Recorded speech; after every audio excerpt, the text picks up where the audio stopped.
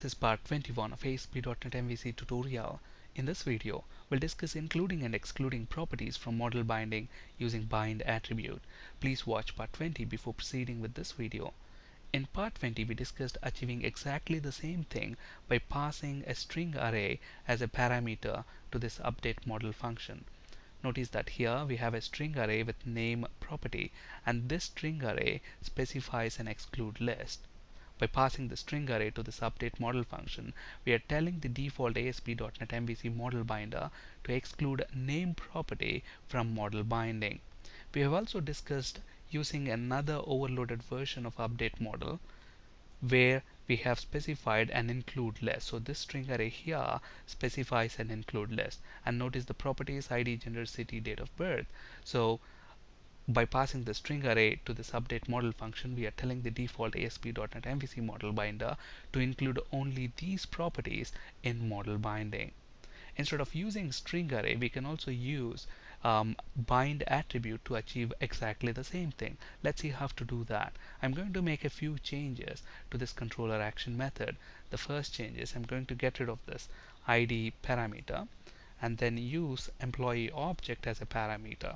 So this employee object is going to receive automatically the posted form values, and then I'm going to specify the bind attribute right here. And then notice that this bind attribute class has got two constructors.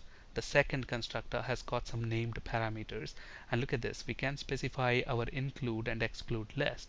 So notice that include is equal to string, exclude is equal to string, meaning your properties has to be a comma separated list of string. Okay, so I'm going to specify an include list, so include equal to, and then we can specify the properties that we want to be part of model binding.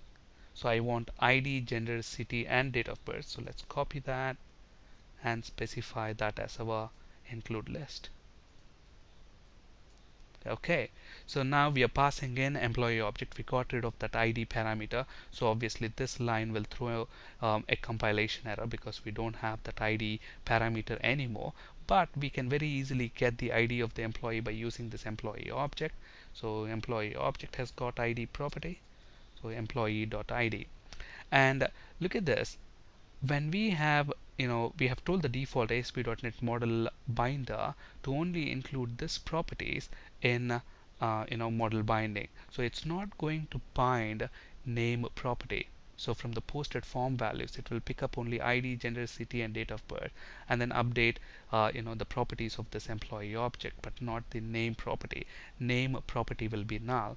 And then if we pass this employee object to the database, to the save employee method, it will be saved to database, and a name will become null. But that's not what we want. We want to retain the existing name of the employee. It's just that when somebody goes to edit view, we don't want them to be actually changing the name of the employee there. Okay, but we want to retain the existing name of the employee. Okay, so to do that, this employees property is going to return all the employees from the database, out of which we are getting that single employee whom we are editing, and then I'm going to retrieve their name using name property.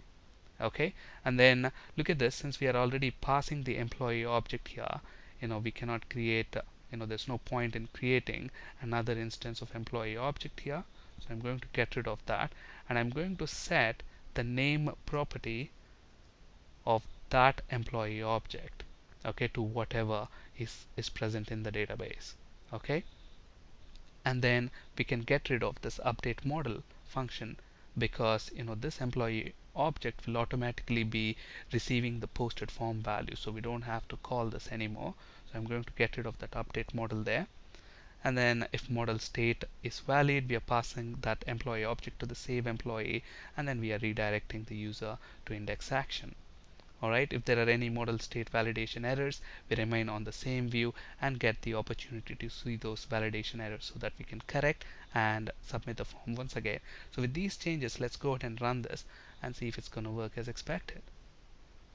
So I go to the employee tab, edit action, and I'm going to edit the first employee, and let's click on save and see what's going to happen. Look at that, it says the name field is required. Why is that?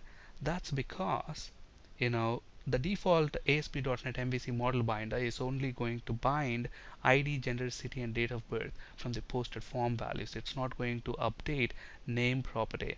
So when it gets to this line, model state.isValid, it's going to check, okay, I didn't bind name property to this object.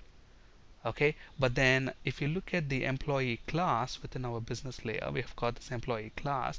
If you look at this employee class, we have decorated this name property with the required attribute, and the default model binder did not bind a value for that property. So that's why it throws false. It returns false. Model state.isValid is going to return false. Okay, so how to get rid of this error? One way is to simply get rid of this required attribute there. With that change, let's go ahead and run this and see if we get the same error. So let's navigate to employee controller edit action, and we are editing employee with ID is equal to 1. Let's click save and see if it's going to get saved. So the save is now working. We are not getting any compilation errors. Let's edit, change some data. Let's change the gender to female. Let's change the city to London, and let's save it. So the update is working as expected. Now let's actually fire up Fiddler, and let's try to generate a post request. Okay, so it's asking me, there's a new version of Fiddler. Do I want to upgrade? Not now. Let's delete the existing request there. Let's generate a post request by clicking on the save button. So we have this is the post request. So I'm going to go onto the Composer tab, drag and drop this post request. Okay, and let's change the name as well. So I'm going to change name from XYZ to, let's say, ABC, gender from female to male, and let's change city from London to Chennai, and let's execute this, and let's see if the name is changed. We don't want the name to be changed, so let's actually go back and let's refresh this index action. Look at that, only gender, city is changed, name is still XYZ. Okay, so we are able to specify our include list using bind attribute instead of passing a string array to update model function. Alternatively, we can also specify our exclude list. So instead of specifying your include list, I can simply say exclude is equal to, I want to exclude name property from model binding. It's as simple as that. So we can either include and exclude properties from model binding by passing string array to update model function, or the second way is to actually use bind attribute and specify your include and exclude list. On this slide, you can find resources for ASP.NET, C# and SQL Server interview questions. That's it for today. Thank you for listening. Have a great day.